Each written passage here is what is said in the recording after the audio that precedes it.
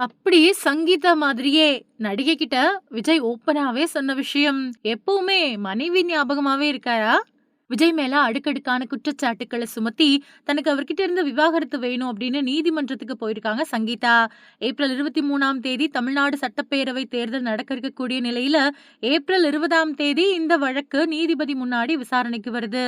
அன்னைக்கு தினம் விஜய் ஆஜராவாரா இல்லையா அப்படிங்கிற கேள்வியும் எழுந்திருக்கு. கண்டிப்பா இந்த பிரச்சனைகளை எல்லாம் தாண்டி தேர்தல்ல ஜெயிச்சிடணும் அப்படிங்கிற முனைப்புல இருக்காங்க தாவேகாவினர். தமிழ் ஈழத்த பூர்வீகமா கொண்டவங்க தான் சங்கீதா. அவங்களோட அப்பா லண்டன்ல செட்டில் ஆயிட, அங்கேயே பொறந்து பெரிய படிப்ப படிச்சாங்க.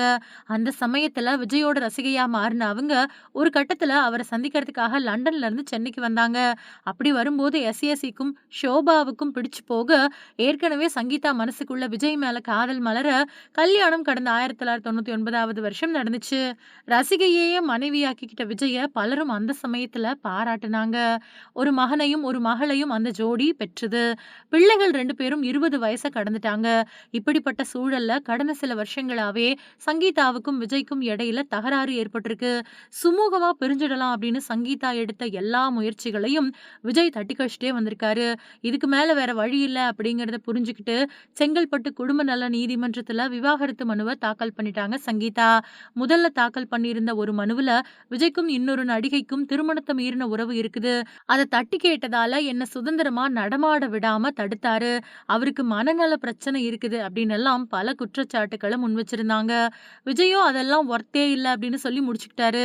அத தொடர்ந்து சங்கீதா தாக்கல் பண்ண இன்னொரு மனுவுல, தனக்கு சென்னையில வீடு இல்ல. நீலாங்கரை பங்களாவுக்குள்ள என்ன தங்க விஜய் அனுமதிக்க உத்தரவிடணும் அப்படின்னு கேட்டிருந்தாங்க. சங்கீதாவோட இந்த மூவ்கள் எல்லாம் பெண்கள் மத்தியில விஜய்க்கு இருந்த இமேஜ உடைச்சிருச்சு. இருந்தாலும் அவங்க சப்போர்ட் பண்றத இன்னும் நிறுத்தல அப்படிங்கிறது தான் கள எதார்த்தம். நிச்சயமா இத்தன பிரச்சனைகளையும் தாண்டி அவர அரசியல்ல ஜெயிக்க வச்சிரணும் அப்படிங்கிற நோக்கத்துல இருக்காங்க தாவேகாவினர். அதே சமயம் விஜய் மட்டும் இன்னும் ஸ்லீப்பிங் மோடுலயே இருக்கிறதா தோணுது. எல்லாத்தையும் சரி செய்யணும் அப்படின்னா மறுபடியும் சங்கீதா கூட சேர்ந்து வாழலாம் அப்படிங்கிறது ஒரு வழி அப்படின்னு பலரும் சொல்றாங்க.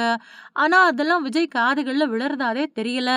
இந்த நிலையில அவரு அப்புறம் சங்கீதா தொடர்பான பழைய வீடியோக்கள் எல்லாம் திடீர்னு ட்ரெண்ட் ஆகுது. அத பார்த்து பலரும் இப்படி காதலோட இருந்திருக்காங்களே, ஏன் இப்படி போய் டைவர்ஸ் பண்ணணும் அப்படின்னு ஃபீல் பண்ணிட்டு இருக்காங்க. அந்த வகையில இப்போ பிக் பாஸ் பிரபலமும் லியோ படத்துல நடிச்சவங்களுமான ஜனனி பேசியிருக்கக்கூடிய வீடியோ வைரல் ஆகுது.